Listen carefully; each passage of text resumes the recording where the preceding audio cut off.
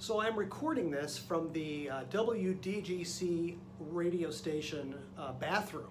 This is actually a very memorable place because this is actually where I heard the Jerry Molesky show for the first time when I started here. I was probably sitting somewhere around here, and there used to be a speaker. There's the hook. Still on the wall, but there's no speaker.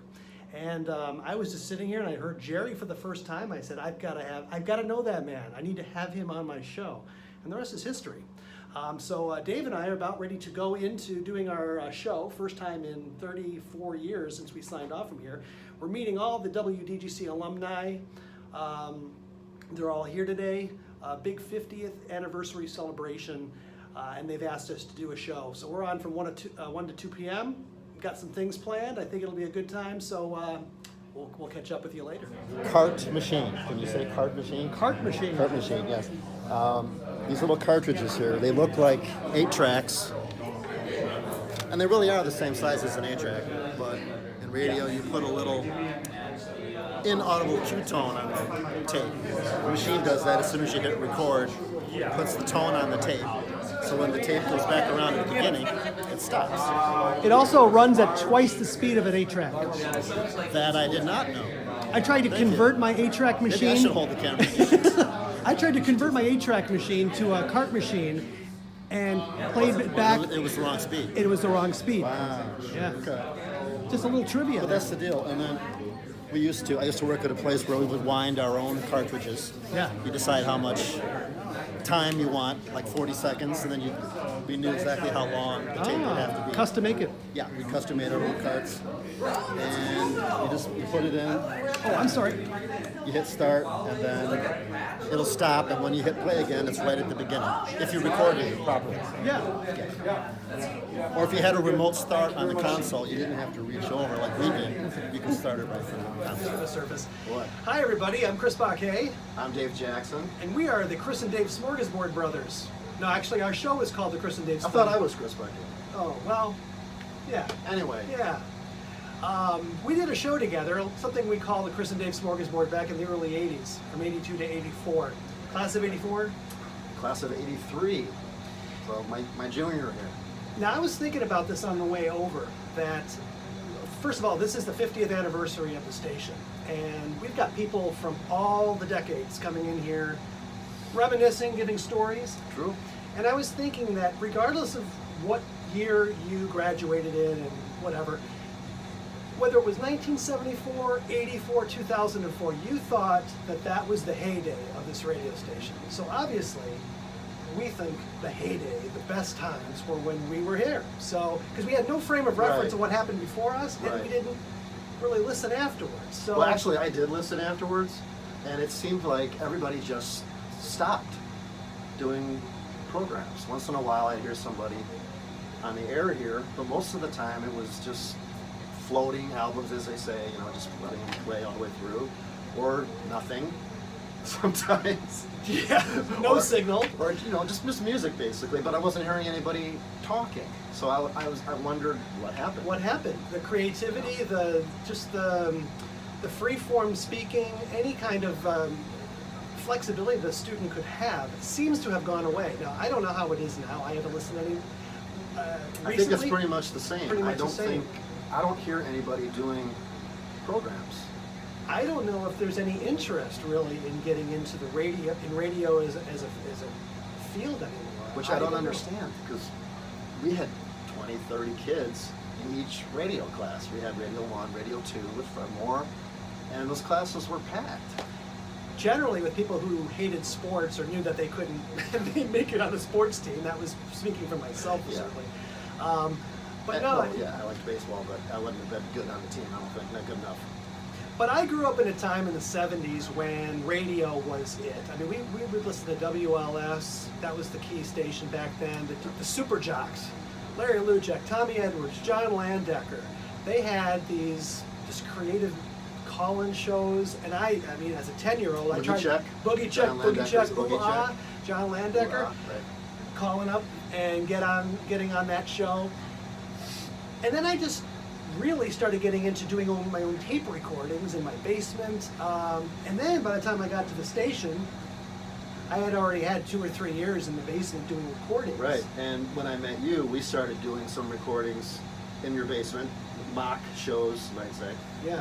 until we actually got on here. We did a show together. Which is a whole different, that's a whole story. Yeah, and we're going to tell it all on the radio here in just a little bit. The but- short version of it is that everybody was doing music shows. You basically, when I was here, there were 2 kind of camps. You had the, let's say, punk. I don't want to put New Wave in the same category as punk, but you had the punk people, and then you had kind of the Black Sabbath, Led Zeppelin people, right?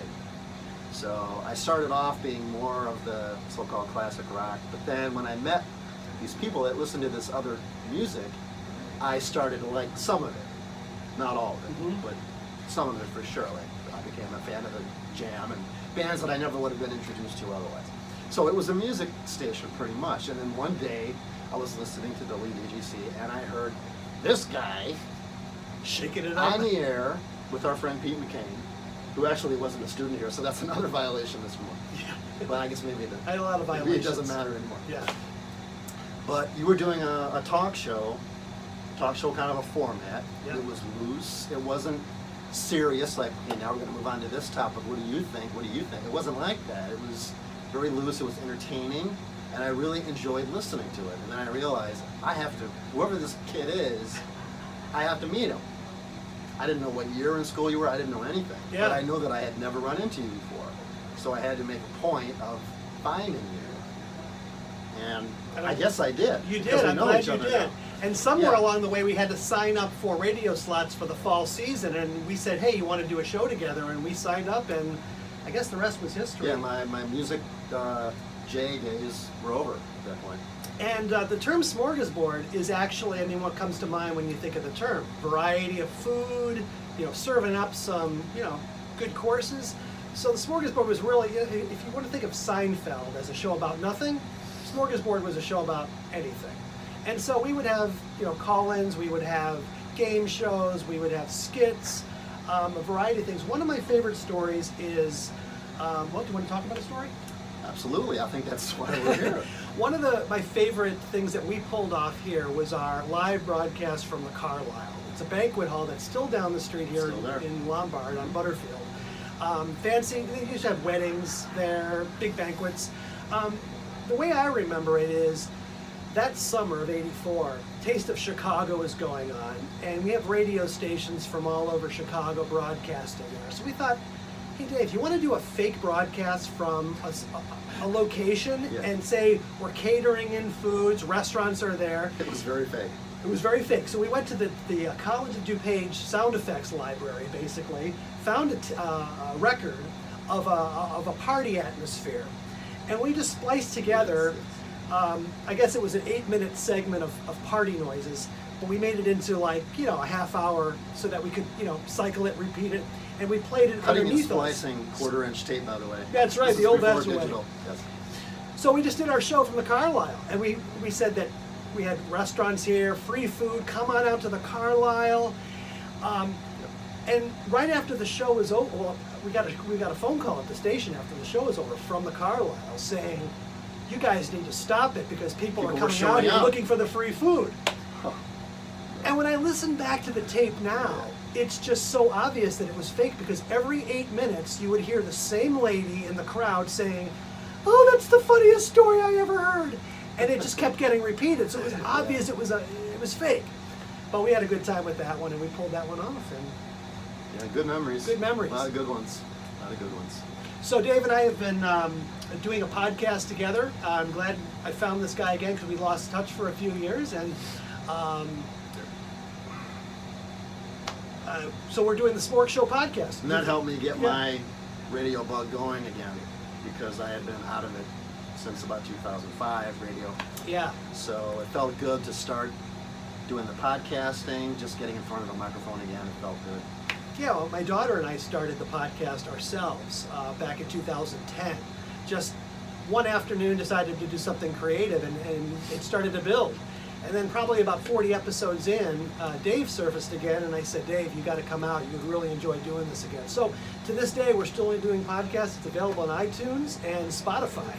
And there's my own personal plug. Right. And WDGC was just an incredible place. It was so great that my mom moved us here, and I had no idea there was going to be a radio station here when I got to high school, and I eventually figured out there was a radio station. And I loved radio since I was about 6 years old, still do, but I'm not sure I want to necessarily do it as a career anymore, but the bug is always there. So I'm looking forward to going on the air with you today and getting that old feeling back again. And I want to thank Fred Moore for the influence that he had on me personally. I mean, I still respect the man immensely. Greatest teacher ever.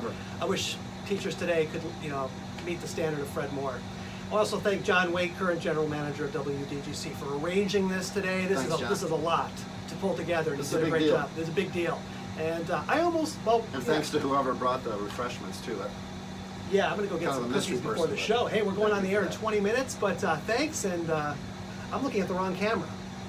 I've been looking at the wrong camera this whole time. That's all right. Sorry. Well, the green screen will fix it. We'll fix it in the mix. Yeah, we'll fix it in the mix. Thanks, and we'll see you in another 50 years. Thanks.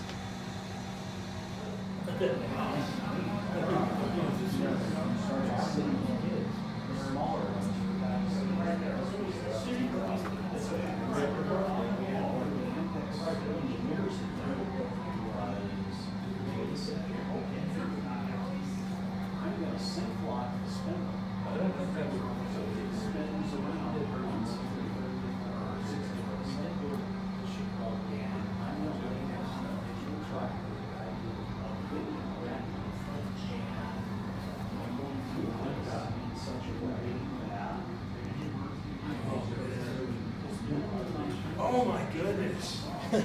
Oh my goodness. Chapter 5, Chapter 6, 1976. I gotta find my spot here.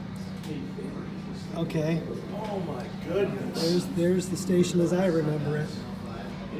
There's the Sparta AS40B. Wait, are those belt-driven turntables? Yes, they are.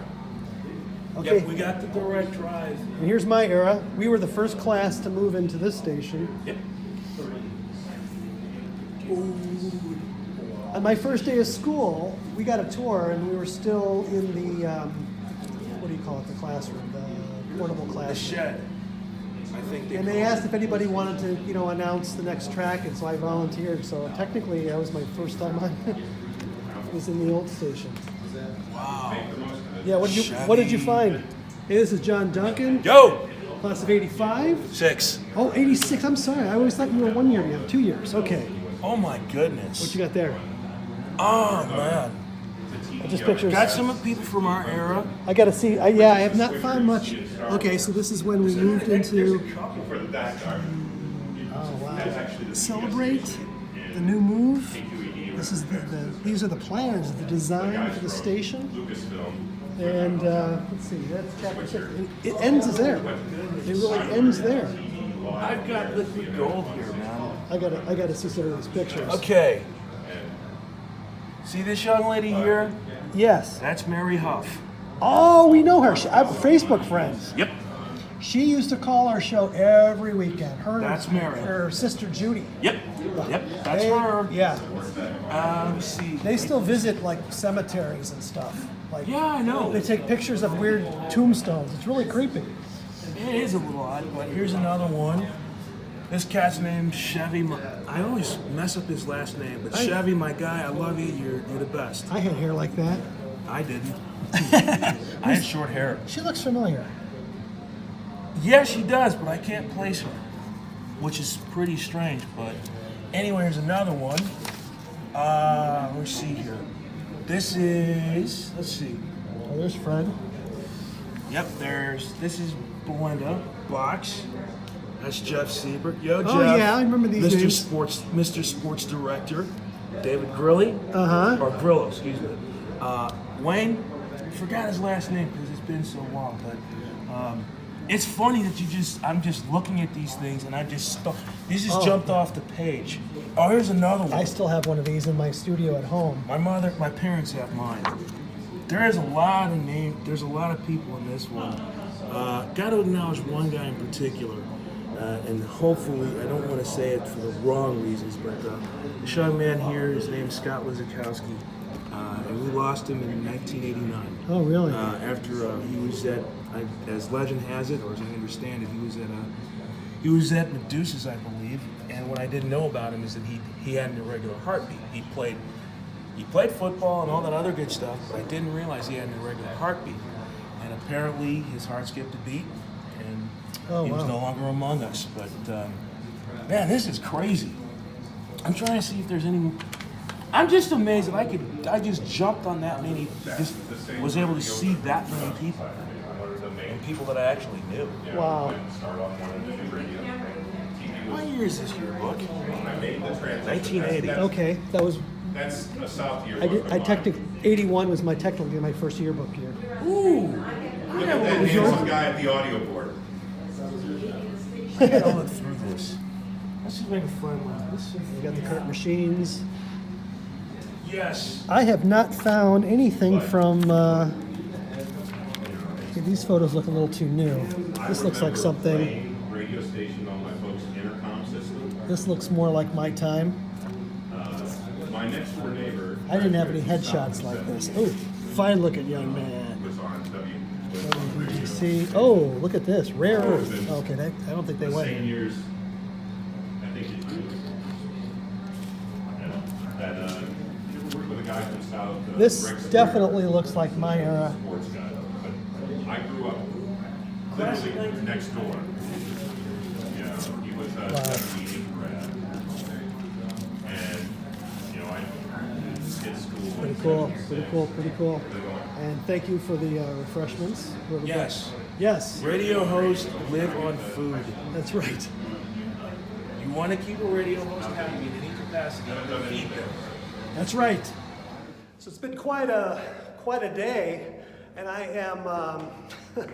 It's just, the emotions are overwhelming. Let's just put it that way. Seeing all these old people again. I'm going up the stairwell, and this is kind of where people used to come and smoke or make out with their girlfriends. I, of course, never did this, but that's what I heard happen here. And you just keep going up and up and up, and then you just kind of put on a live Zeppelin album and just float Moby Dick, which would give you about 20 minutes away from the station, and you come up here, you're pretty much like in a bell tower, and you could overlook Prince Street down there, and I don't even know where this door goes, but let me flip it around. I don't think I can flip it around. Just go down this way. Yeah. So this was the infamous stairwell that I have not been in over 36 years. And then back to the station that way. Or you can just go out here to the side door. And this is Prince Street. And this is where I parked my car that got me into trouble. And yeah, there's the building, and I don't want to lock myself out because I don't know how to get back in. Although they do have a doorbell now, which is nice. It used to interrupt the radio signal if somebody came to the door. And then you come here, you take your meter readings of the transmitter, and then of course here's the hallway. And Dave used to do, well, we'd split up. Sometimes I'd be in the side room, and I would do my portion here, and then across on the other side was Studio A, where, we would be doing, and we'd take the phone calls. But it's definitely hasn't been kept up to date. Well, and there's the bathroom. And so that's it. And then This is the bulletin board where we would see whatever notices would be to us. And of course, this was the doorway, the gateway, as I say, to the TV station. And the walls could talk.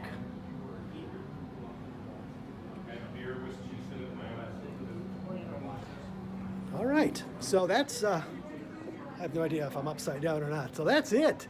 We'll talk to you soon. There's the TV archives from over the years. Somewhere in here is probably something from the 80s. Oh man, I don't even want to go through. Oh, here we go, 83. This would have been us. Let's see, would this be Performance Archives, Wizard of Oz? No, that's not us. But I think we're on to something here. All right, we'll come back.